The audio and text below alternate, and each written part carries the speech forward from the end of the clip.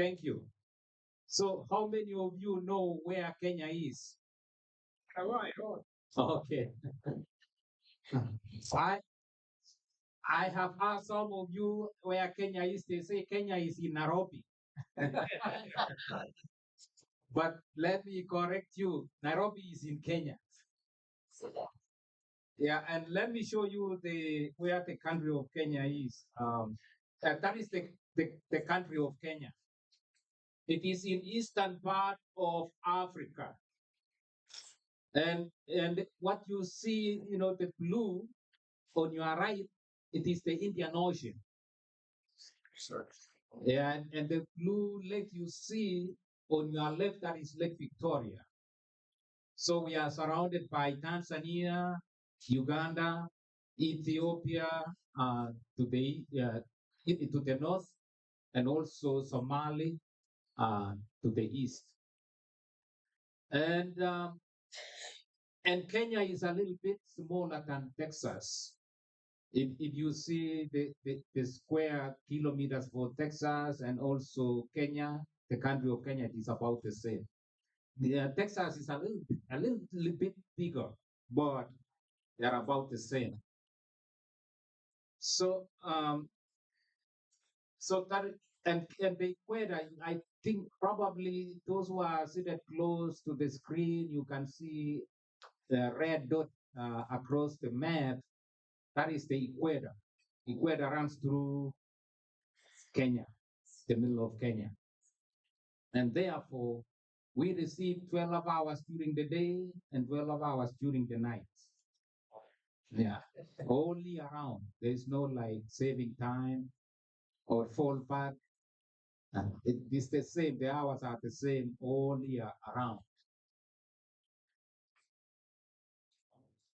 And then that is the wildlife. And I think I'm leave that to David to come and give a report on that and on safari. I went with David on to Kenya on a mission trip. Zach also was in the team. And after we were finished with the mission work, we went on safari. So that is the neighboring tribe. That is how they build their home. I think they use salt and they mix with cow droppings. So when you go into those homes, you know the smell is like almost like the feedlot smell. Yeah, but that is the part of the culture over there. They use the salt. They dig it from the ground and they used to build it, and it keeps the house warm. So that is the Maasai tribe, and it is in a county called Narok, and it is neighboring our Narok. Um, my wife Alice comes from that county.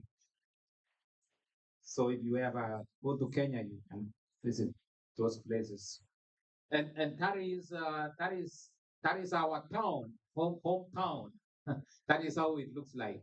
The smaller one you can see on the right is the town where Alice come from. And the one which is a little larger is I took it when it was late in the evening. That is in the Olengurwan village. That is where my mom, my brother, they live in that near that town. And then there are also vehicles like here, and also that we use it, for transport like here. And also we use donkeys for to carry luggage. I don't know if you can see those donkeys. They are carrying sack of maize. And also we use motorcycles. We call it boda boda in Kenya.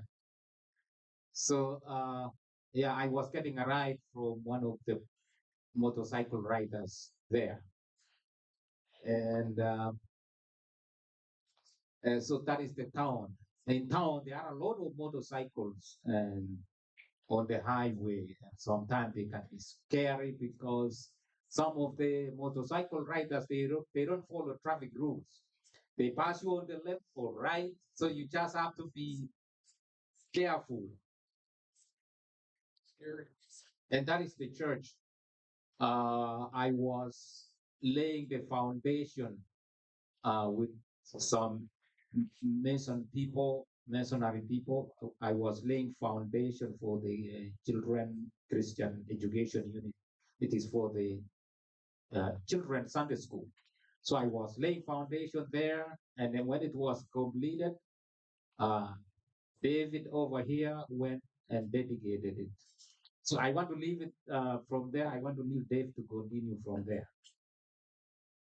Can we do it now or after? Yeah, yeah, do it now, Okay. and then we have music.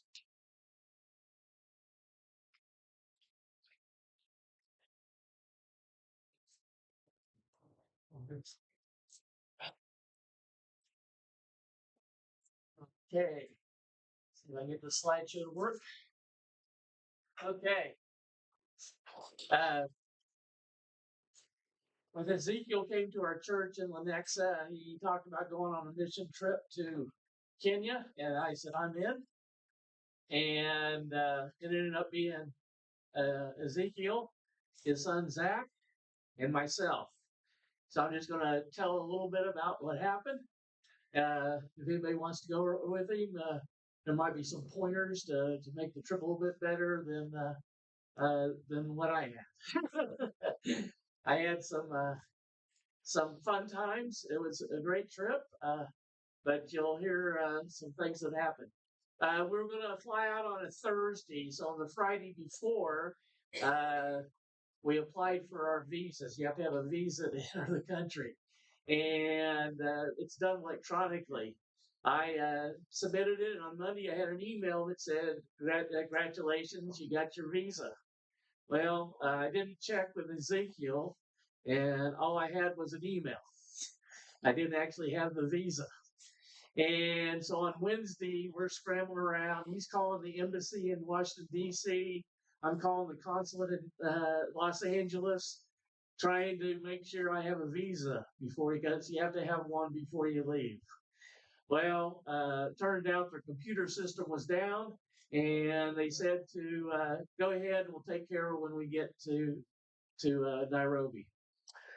So we go to the airport, and the American Airlines rep goes, "Where's your visa?" And I showed them the email, and they said, "Anybody could have wrote that." And they weren't going to let me get on the plane until Ezekiel showed them on the website that the system was down. So we got on the plane, and we were only supposed to, well, I was told I could take two pieces of luggage. I had two suitcases, one with my clothes in it and one with donations from our church. Knitted hats for small babies, pens and pencils, and not diapers, Pampers, stuff like that. And they said, no, only one piece of luggage. Well, so had to pay extra for that. But that's the way it goes. So we sit on the tarmac in Kansas City for about 90 minutes before we take off. Not because of me, but we get down to Dallas, and of course, we have to change terminals. So we have to get on our little train and go over. And we run up there right when they're closing the door, and they say, So it is. "That's it." So we have to go down to American Airlines and stand in a line at about, we're like the 50th person before we get up there. And by the time they get up there, there's a flight later that night to Doha and then on to Nairobi. One seat. They have two seats the next night. So Ezekiel says, "You get on the flight tonight, Zeke and I will stay here." So I'm headed to Nairobi by myself. I don't speak Swahili. So I go to Doha on to Nairobi, and when I get there, there's a police officer with a sign that says Pendleton on it, and I go over there and introduce myself, and most of them speak English. And he says, "Let me get you through customs." I got through customs in 5 minutes. That was great. So now I have to go get my luggage. So I go over to the luggage room. Our Everybody from my flight is picking up luggage. Mine are nowhere to be seen. Go to the lost luggage place. Takes about 2 hours to fill out their paperwork, and I fill it out. So the police officer takes me outside to a driver that Ezekiel's hired. And Ezekiel, the driver, takes me over to his best friend's house over there, who's a police commissioner. He's not there, he's working. But his daughter and a friend were there. They welcomed me, gave me some lunch. They're big on hospitality over there. If it's lunch hour or dinner time and you show up, they're going to feed you food. But even if it's close to the lunch hour or dinner hour. So his friend shows up in the afternoon, and I have no luggage. So he takes us out, and I get a toothbrush and some other stuff. And I don't have any Kenyan money, so the driver takes me to get some Kenyan money, and then I come back and spend the night there. Had a shower for the first time in like 72 hours, it seemed like that. Uh, the next morning, Ezekiel's cousin shows up and picks me up about early morning because Zach and Ezekiel are now arriving 24 hours after I arrived. Like that. So I have to get a special pass to get into the luggage room. And one piece of luggage has arrived. Was the one with my clothes in it? Oh. No. So Ezekiel has his cousin drive me to the Banana Church to make a stop at the mall on the way. And at the mall, Kenyans are not quite as big as I am. So I do find a couple of sweatpants, a couple of shirts, some underwear and socks, hoping that my bag will show up someday. Ezekiel goes with his driver, whose name's Ibrahim, and Zach, and somehow or another, we beat them to the Banana Church. And the Banana Church, I meet his brother Edward, who's a pastor there. He used to be the pastor at the Banana Church, and now he's been promoted to like a bishop of over 4 churches. But he was there and introduced him like that. Ezekiel's nowhere to be seen. They've been waiting since like 10 o'clock in the morning for us to arrive. And it's like 1 in the afternoon, like that. And so they are waiting for us.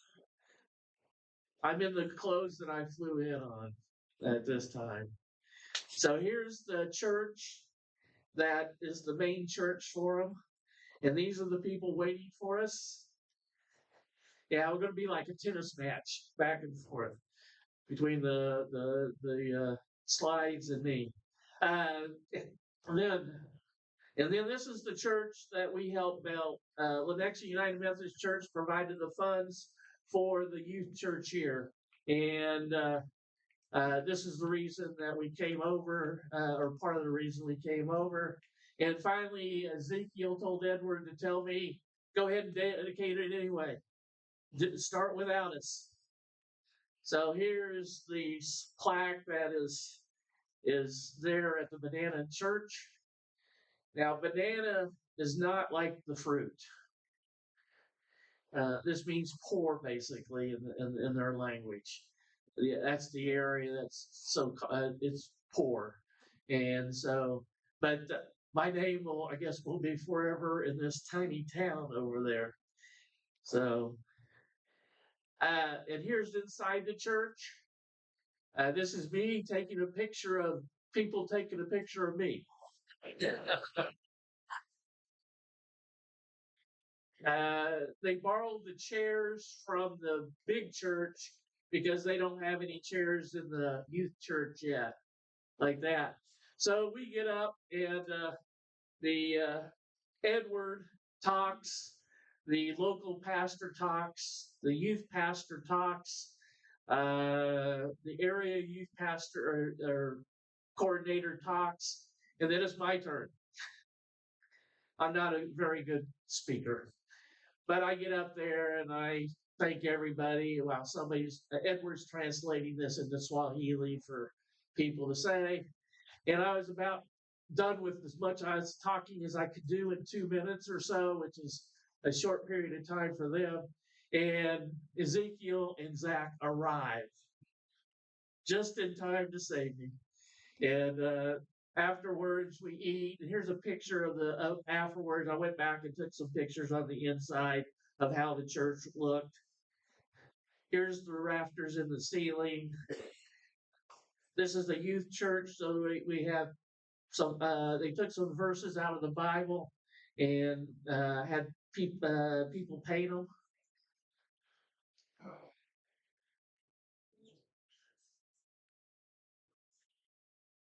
Now, one of the first persons I met when I arrived at the Banana Church is this lady. This is a picture later, but the first I met her there, she ran up to me and she thought I was her long lost husband from Nairobi.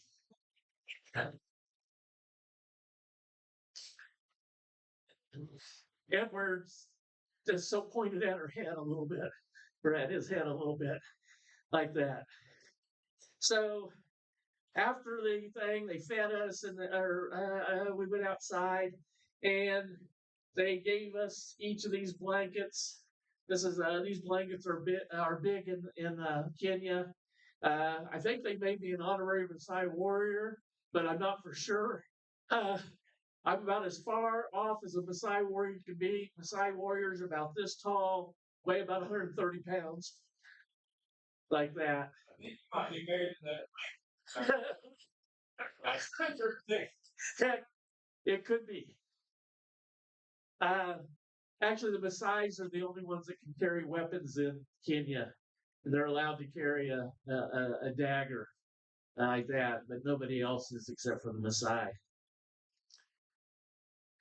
So, no, I went the wrong direction. Sorry. Okay.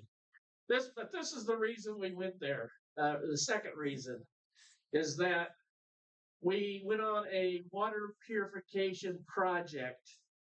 Our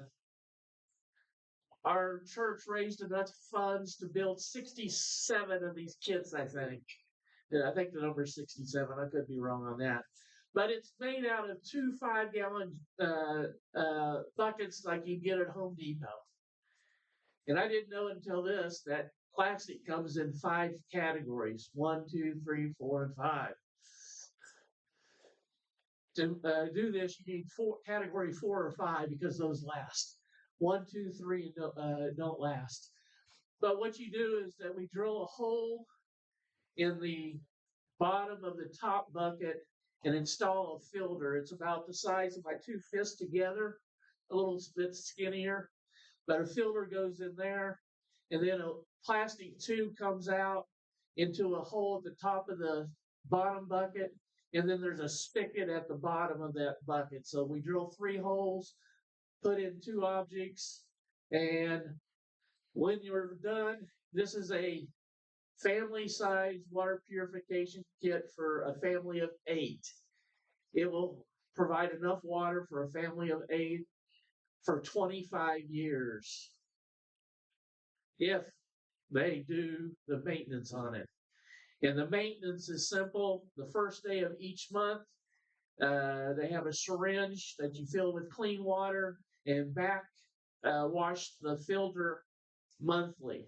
And if they do that, it'll last 25 years. Normally, they get their water from like a stream or saving rainwater or a pond. And in the stream, I saw people washing their motorcycles, taking a baths, and other ones that are just lifting buckets of water out of there to take home and cook. So they have a lot of stomach issues in Kenya. And so this will help 67 families out.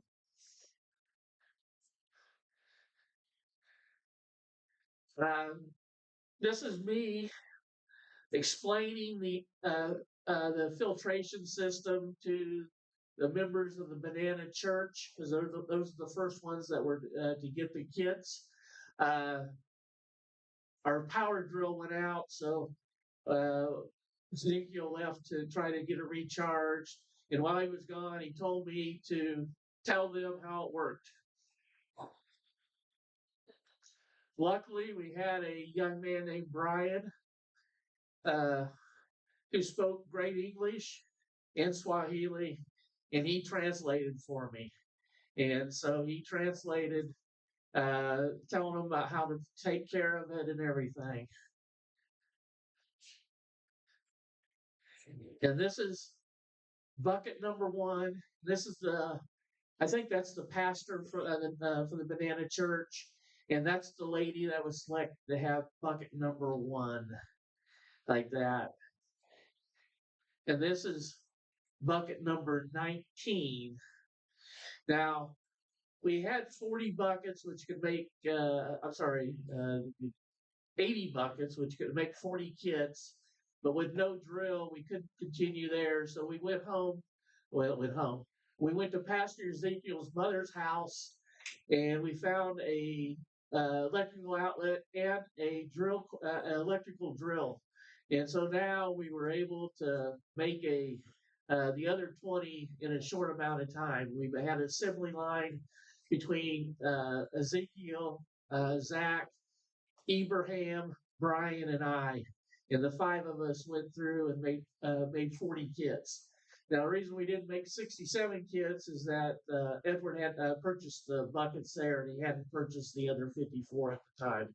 So we made 40. Well, we explained to Brian and Edward how to do it. And by the end of the week, they had the other 27 made for the rest of the congregation. Now, this is just this is actually part of Ezekiel's mother's land. Is that if you look down at the end, there's a big metal gate like that. Most of the farms have a big metal gate covering the entrance like that, and then they have fences made with wood that are dividing the stuff. So that's just an example of what goes on. And as Ezekiel said, motorcycles. Motorcycles are everywhere. I think the unemployment rate for young males in Kenya is over 40%. So a lot of them get money under the table by using their motorcycle as a mode of transportation. Some people are going to get upset with the next few pictures, but this is the way they do things in Kenya.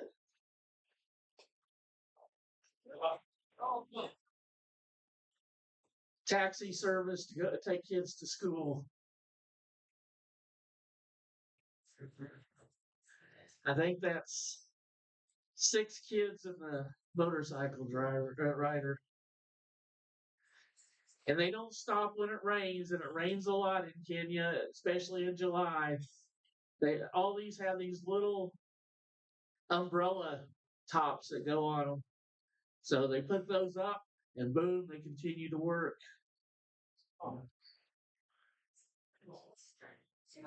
Is there a motorcycle there?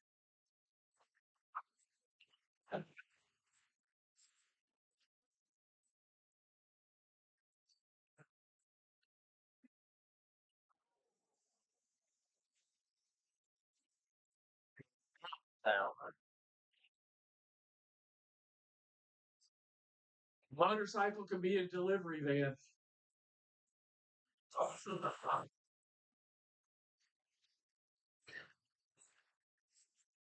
They also have these 3-wheel vans or vehicles. I think you have to be a little bit more wealthy for those, but they're around also. They also have buses, and everything is overloaded.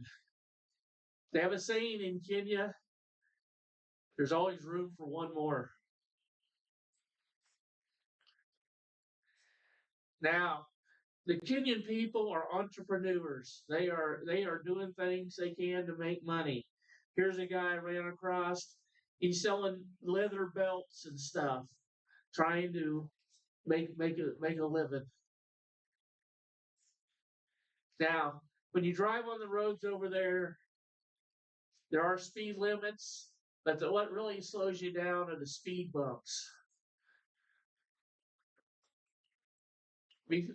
All these villages are like maybe 100 people, and before every village, there's a couple of these speed bumps. Sometimes in the village where they cross at, and then when you exit. So you're always speeding up to the speed limit and then slowing down. Ibrahim, our driver, was wonderful.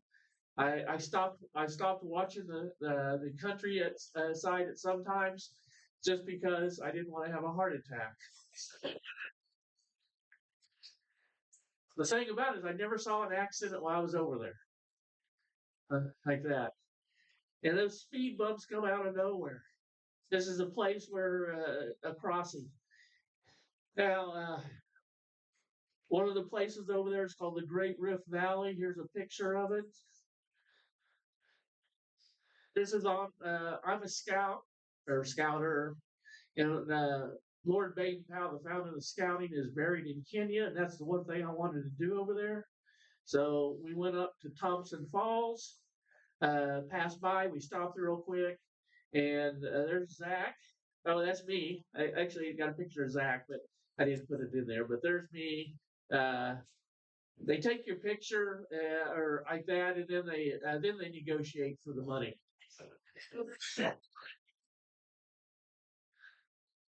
And here I am at Baden Powell's grave. Uh, just to let you know, uh, we we did that. We went on safari on Tuesday, and then we visited a lot of churches that were under construction. And one thing I noticed is that the Kenyan people always try to dress the nicest they can whenever they could. We visited this one gentleman that was going to take us to his church. He'd been working in his garden, and he was good enough for me, but he wanted to go change clothes before he took us over to his church, like that. But when we got back to Nairobi, we were supposed to fly out on a Sunday, and Zach and I got on our plane right before midnight. Ezekiel was staying an extra week, and I woke up about 3 hours later with somebody saying, "We're flying in the wrong direction." Uh, a civil war had started in Niger, and they closed the airspace over Niger, so we couldn't fly over Niger. We were on British Air at the time, and they only put enough fuel in the plane to go on the direct flight plus whatever emergency you got to have. So we couldn't dogleg around it. We couldn't dogleg around. So we had to fly back to Nairobi. We were right back on Nairobi on Monday morning early. Ezekiel picked up Zach, and I went to the hotel where they put everybody else up. Best hotel I've ever been in, I think. It was right next to a hospitality college, and we got 3 buffet meals a day. As you can tell, I like to eat. This is the buffet. That's the hotline, 3 meals a day. Here's the breads in the morning. Here's the fruit bar at lunch and dinner. Here's the salad bar. I'm sorry, the salad bar at lunch and dinner. Here's the dessert bar at lunch and dinner. More desserts. More desserts. Now, uh, when I got there, I gave them my phone number and told them that this is where to contact me when they got my plane to fly back out. Of course, they didn't do that. They emailed me at home.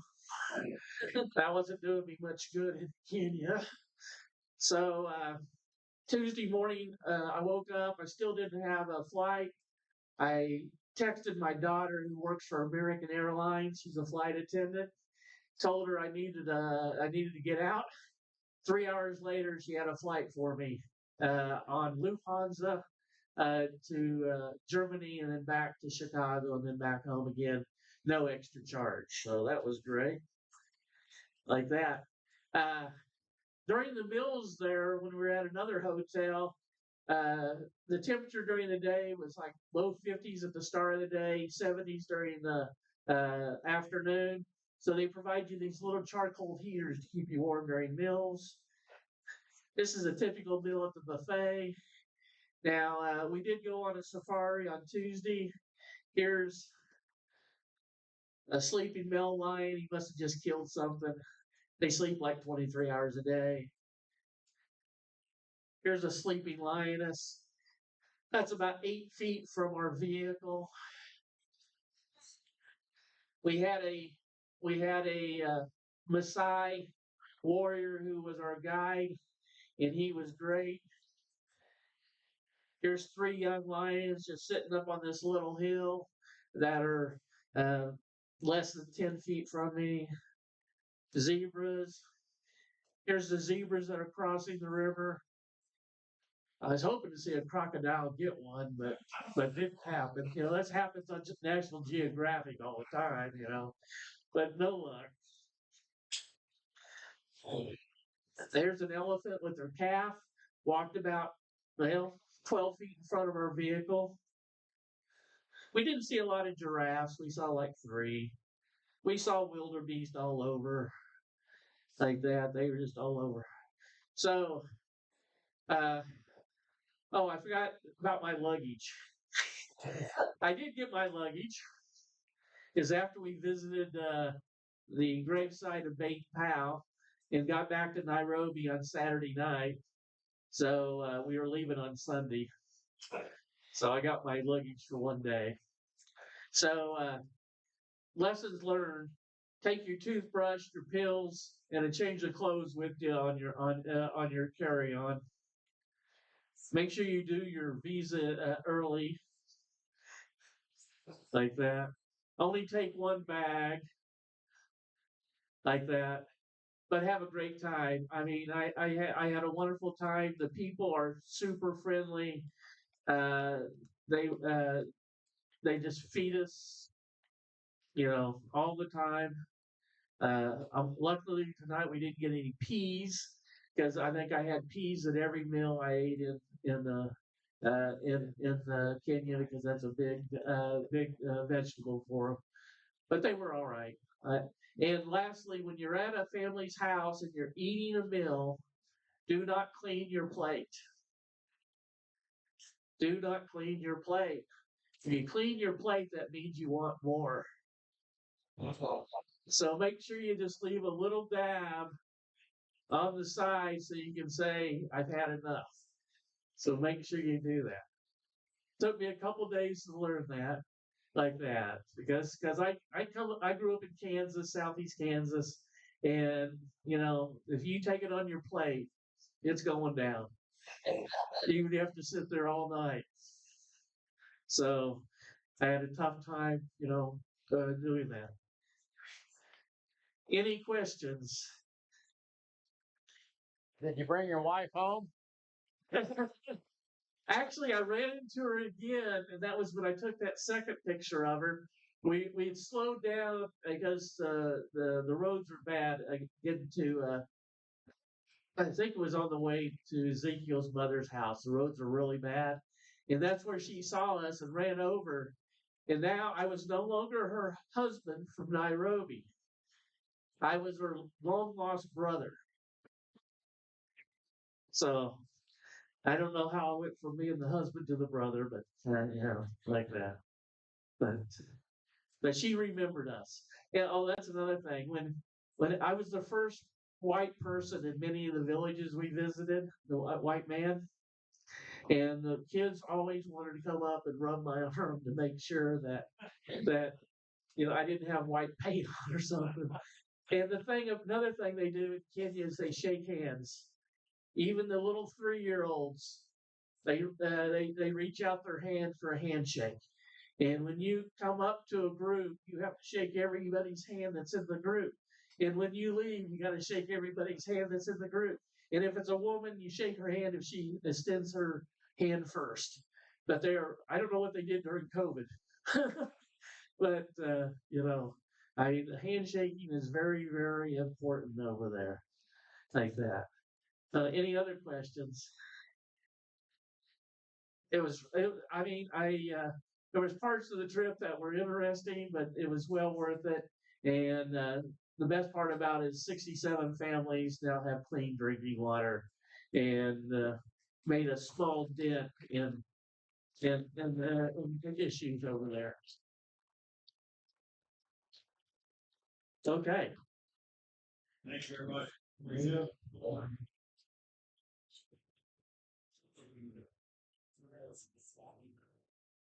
Thank you, David, for that wonderful report.